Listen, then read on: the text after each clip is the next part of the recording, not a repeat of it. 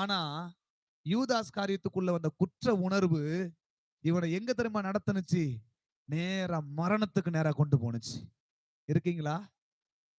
பாவ உணர்வு வேற, குற்ற உணர்வு வேற.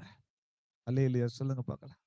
ஒரு மனுஷனுக்குள்ள பாவ உணர்வு வருமானால் அது அவனை பரலோகத்துக்கு நேராக வழி நடத்தும், கடவுளுக்கு நேராக வழி நடத்தும். நீ பாவம் செஞ்சுட்ட, உடனே முழங்கால் போட்டு உன்னை மன்னிச்சு ஆண்டவரோட சேர்த்துக்கொள் அப்படின்னு சொல்லி அந்த உணர்வை கொண்டு வரும்.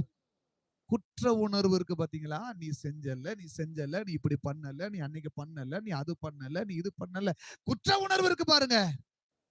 அது ஒரு மனுஷனை பாதாளத்துக்கு நேரா கொண்டு போகும், மரணத்துக்கு நேரா கொண்டு போகும். இன்னைக்கு நமக்குள்ள எப்போதாவது ஜெபிக்கும் பொழுது குற்ற உணர்வு வந்துச்சுன்னா